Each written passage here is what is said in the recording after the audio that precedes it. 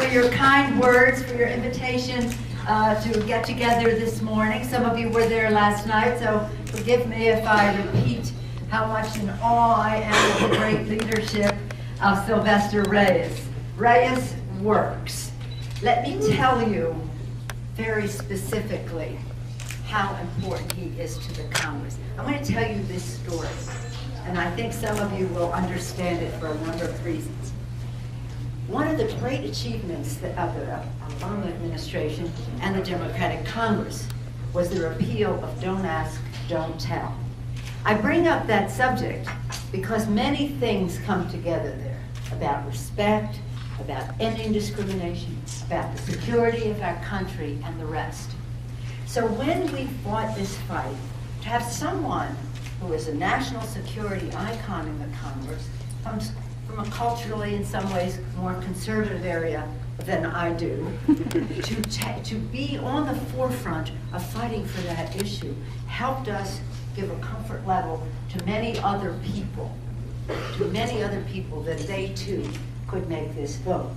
But the story I want to tell you is the following. When we had the votes and we took this up, we were so excited because we had grown our majority, thanks to Sylvester, to send a clear message that we were no longer going to tolerate discrimination in our military, that our people fight for our democracy, liberty and justice for all, and that they should not be discriminated against. So when we took the vote, everybody was so excited because we won the first time by 40 votes. This is unthinkable. So after the vote, I said to the members, the liberals, me, I said to them, you're making history today. And they said, yes, we voted to end Don't Ask, Don't Tell.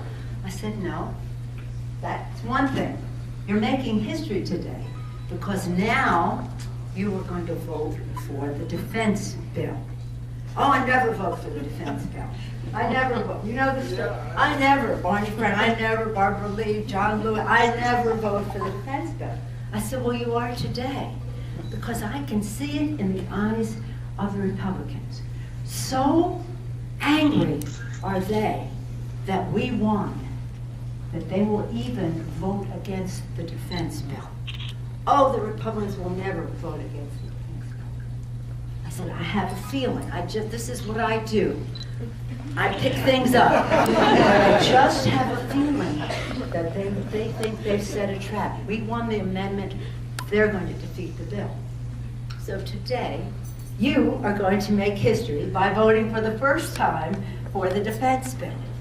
Do you know, and I think this spells out really clearly why we have to make this fight, that is as committed, have you ever thought that a Republican would vote against the defense bill? As committed as they are to supporting any and all defense bill, no matter what, that only, 7 of them voted for the bill. So unhappy were they that the repeal of Don't. 7 of them voted for the bill. Can you believe that? Yes. And so, no, but I mean, this is, my members were what? Oh my gosh, I never thought I would see the day that the Republicans would vote against the defense bill. And therefore, John Lewis, Barney Frank, Barbara Lee, you name it, the whole list of them made history that day by voting for the defense bill for their first time. Because the Republicans rejected everything that they go to Congress to fight for in the defense bill because it was going to end discrimination. Does that tell you what you need to know? Yeah, it does. Does it tell you about the courage of Sylvester coming from this area, signaling from his own personal experience on the battlefield where he has, where he served our country in Vietnam, and his life probably being saved, certainly his security being protected by someone that he believed to be gay on the battlefield. So I come here to say to you that on an issue that was really important to us, this is a president who took office. Let me just say this, and I said some of this last night, forgive me, but just to make the point. When we won in 06, the road leading to that Democratic majority coming right through El Paso, being our good luck and now it will again, so we can take back the House for the American people in 2012. Are you ready for that? And your message of support for Sylvester and his courage, and a message of this area that the full influence of the Hispanic population, for those of you Hispanic American, is going to be felt in the state of Texas and therefore in our country. This is about real change, because this is about people weighing in politically in a state that soon will be blue. Yes. Because of all Yes. of you. Yes. It will be blue. Maybe not this election, but it will be. And that's why they're trying to stop us in the Supreme Court with taking a case there, which they never should have, but they did. And but we have to fight back. We have to offset these measures in all these states that say we're going to suppress the vote. We have to protect the vote. Absolutely. What are they afraid of? They're afraid of the voice of the American people. They want to dampen it so that the impact of their big, secret, special interest money can have more of an effect. One of the first things we do when we win, first bills that we put on the floor will be to reform the campaign financing. Good. Disclose who their big money, secret money people are, who are trying to suppress the vote in two ways. Legislatively and throughout the country, 36 states, 20 of them have already succeeded in their measures. And of course, the impact of big money, unidentified, secret in large amounts from God knows where, misrepresenting the facts to try to take over the country for the special interest at the expense of the people's interest. So I thank all of you for sending Sylvester, for sending him to the Congress, for the difference that he makes in so many ways. Again, the president, when we won, coming from here, it was about helping the American people survive. The Bushes survive. When the president was elected, it was about success for many more people. And then we thought we'd go to transformation with healthcare. We're going to transform the way people think about their own aspirations and what they're free to do, not job locked because of a pre-existing medical condition. Yeah. That they could change jobs, that they could start a business, that they could be self-employed, that they could be an artist, that they could be a writer, that they could be a cameraman, that could do whatever they wanted because they would not be prevented because of healthcare insurance concerns.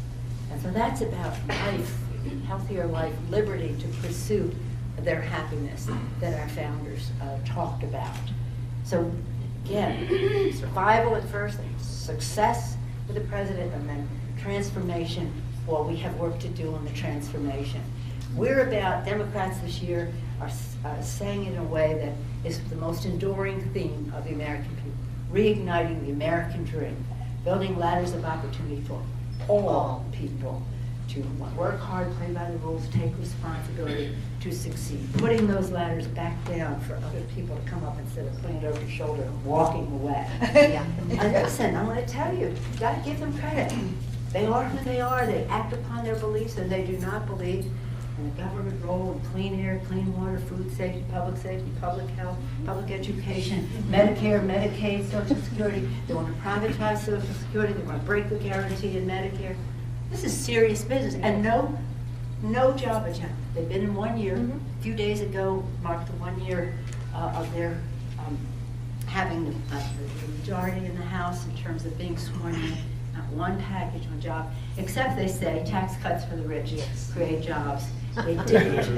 They didn't. As I said last night, under President Obama in his second year, which is the year we have figures for, we'll soon be getting for the third year, more jobs were created in the private sector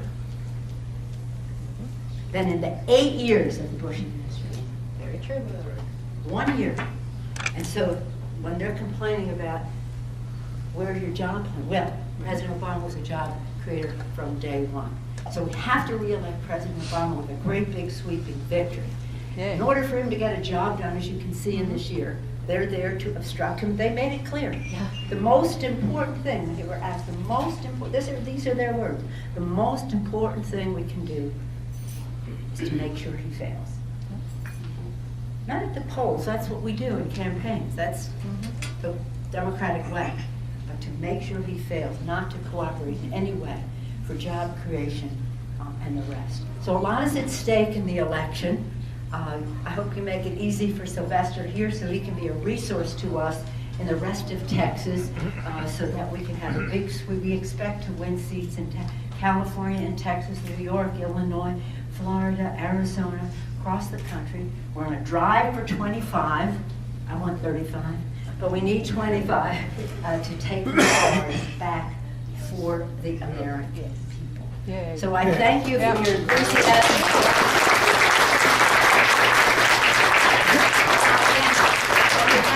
All of my colleagues, thank you for, I was just telling some other friends earlier this morning that we can, you know, if you're a leader in the Congress or Speaker of the House or the President of the United States, you want people around you who know a lot about issues. And you can supplement them. We're graced with great staff who know the statistics and this and the history and the prospects. The one thing you cannot hide is in the heart of a person, and that is courage. Sylvester Reyes is a very courageous member of Congress. It's easy for me to vote for many of the things that we talked about here. It takes courage for Sylvester to do it, and his courage leads other people to follow that course, gives them a comfort level. It's a very important member. When I became Speaker, I could have been any Democrat in the House to be the chair of the Intelligence Committee. It had nothing to do with seniority, service on the committee, nothing to do with that. It's the prerogative of the Speaker. I wanted the very best. I named Sylvester Reyes. He knows about our national security. He's committed to our civil liberties, security and freedom. He knows the balance. And he is a champion for all of the people. And the immigration issue, of course, for me, just to see Mexico from these windows, it's just a glorious thing to see that every person who steps across that border with their hopes, their aspirations, their dreams for a better future, the American dream, everyone makes America more American. Yep. With their courage and determination and optimism. That's what our country is about. So again, I thank you, because whether it's immigration, whether it's keeping Fort Bliss open and all the economic development that springs from that, whether it's protecting our civil liberties, whether it's don't ask, don't tell, you name the subject. When Sylvester speaks, the members of Congress listen. He is a leader, and I'm appreciative to you for sending such a great, courageous leader to Congress. Thank you.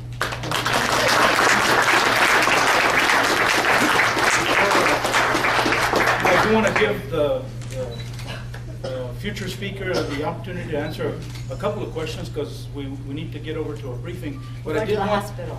I did, yes. He's always pitching the hospital. It's very important to all of us.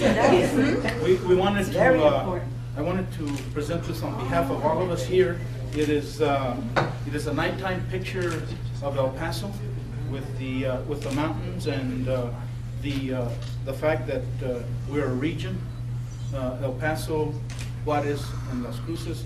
So I know that she will display it prominently, and that's from all of us to you. So I know you're not going to forget us. I'm not going to forget you. And when you come to Washington, you'll see this proudly displayed as a constant inspiration. I don't need a reminder. Sylvester's the living reminder of all of you, but a constant, again, inspiration and the beauty of it all. The beauty is in the mix, isn't it? Yes. Yes. Yep. Yes. And we have also a goodie bag that I'll give to Carlos with a number of different mementos of El Paso. There's CDs there. There's a hat.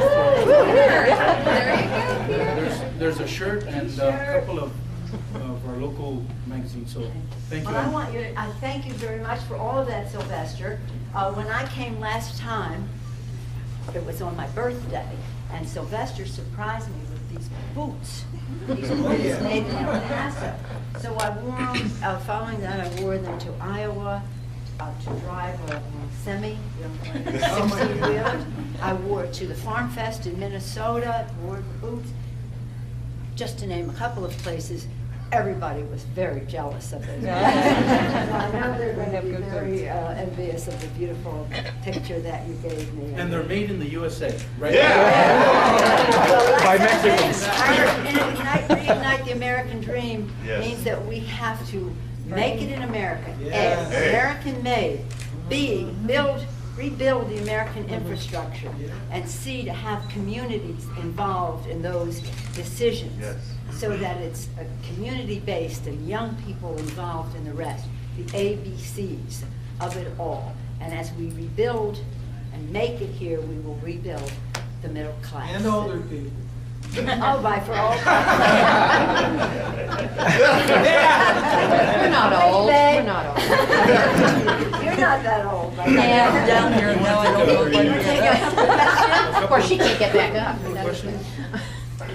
Yes, there's a number of us here from the Voter Network for Human Rights, which is a regional voter enforcement and immigration rights group with community-based group with over 4,000 members, and to emphasize in when you go back to being the House Speaker, the importance of redirecting immigration enforcement policy, not just comprehensive immigration reform, but also focusing programs, eliminating wasteful programs like Operation Streamline, which is an enormous waste of federal enforcement resources, and redirecting programs like Secure Communities towards the very worst of the criminals and away from people who are just there on infractions, Class C misdemeanors, or no charges at all.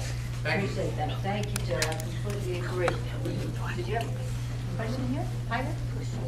Leader Pelosi, I just have a question about, you had mentioned investing in infrastructure here in the United States, but with the Congress kind of predisposed towards having a conversation about cuts, how do we make that transition to go from that conversation from cuts to investing in infrastructure here in the We United let States? Democrats next vote. And this is something, if we could get past our infrastructure initiative, and not only just about saying we want to rebuild America, the things we can do right now, and our members are doing it over this break, which is rehabbing schools, save our schools, to go into schools and help to put people together to help. We say to kids, education is important. It's your key to a future. It's about your self-fulfillment. It's very important that you study hard and you work hard. And we send them to a school that's dilapidated, not wired for the future and the rest. They get a different message about how important schools are. So this is about giving them the facilities, wiring them for the future that they need to learn, but also sending a message that this is our priority, places where kids can learn, teachers can teach, and parents can participate. So when we do, that's one little piece of it, but when we do the infrastructure, we're talking about having an infrastructure development bank that will leverage federal dollars in public-private partnerships that will grow rebuild America. We're talking everything from roads and bridges, sure. We're talking broadband, we're talking water systems. Some of the water systems in America are made of brick and wood. They're over 100 years old. This is a health issue as well. So we have our case, we have our way to fund it, and the rest. We just have to win so that we can get that done. And we're trying to build bipartisan support to do that. But it's a decision. And remember, everything is a decision. It's a decision about our schools.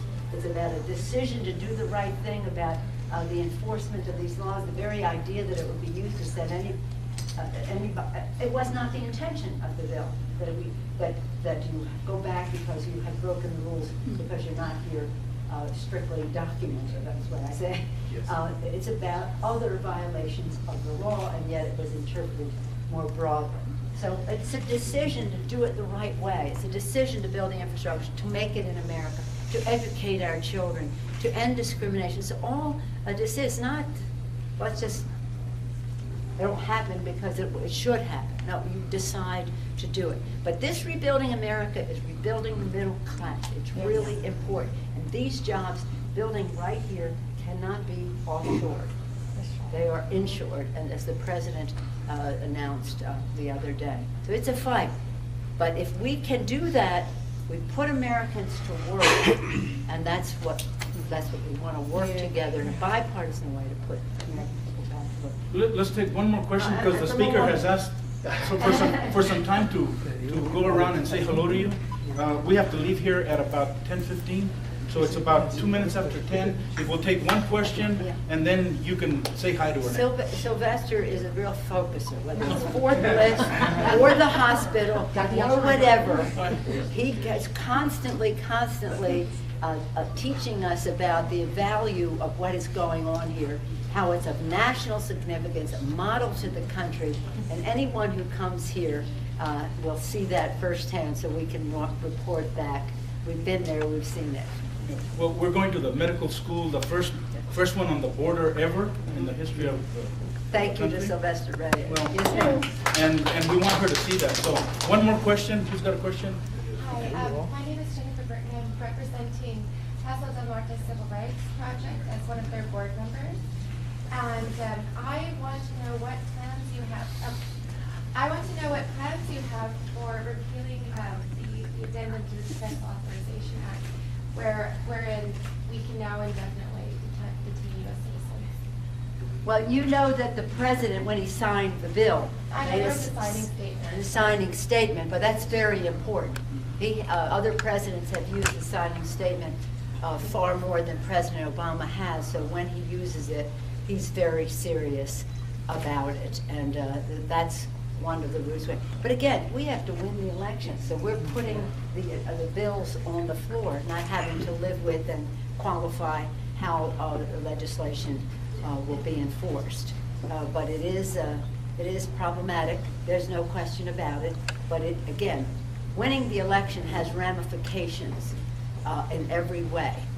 I was for closing Guantanamo the other day in my district, outside my office. I had big demonstrations miles long on the Guantanamo. Now, they weren't demonstrating against my position, but against the position that exists now. It should be closed. It should have been closed before. The president had a plan to do so. The Republicans stood in the way of that. That issue, plus what you describe in the defense bill, is really important. Silver, do you want to address that issue? Sure. Because it's what we talked about before, liberty and freedom, civil liberties. Do not destroy yourself to fight them. Yeah. That's right. For us, it's more important not to cave in to the Republican strategy to make the president look bad by not having a defense bill. So it wasn't perfect.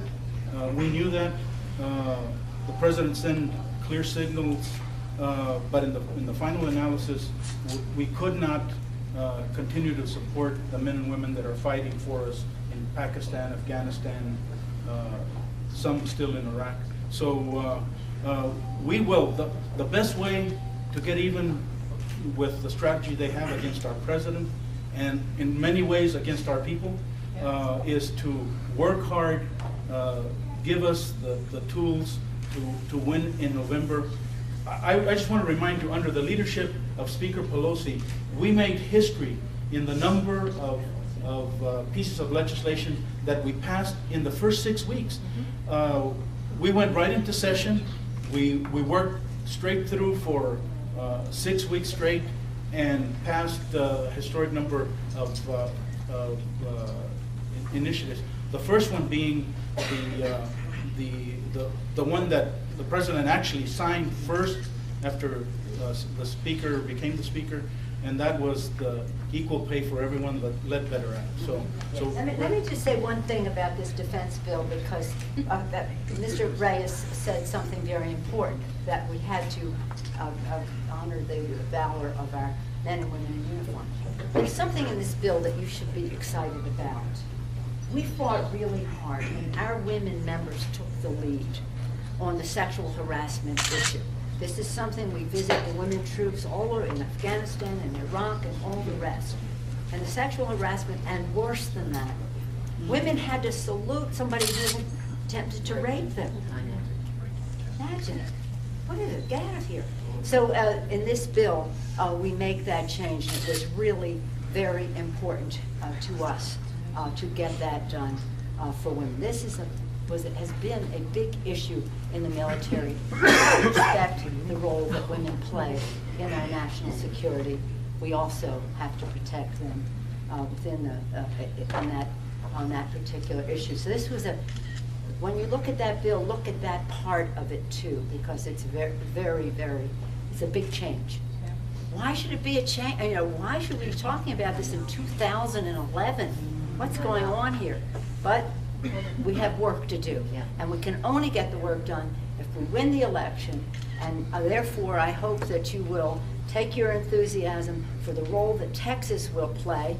Let's make Sylvester's race easy so he can be a resource to us in other Texas races and in other parts of the country in our drive for 25, so we can reignite the American dream, building ladders of opportunity for all, making it America, building America's infrastructure, community involvement, and all of that, liberty and justice for all. So thank you all very much.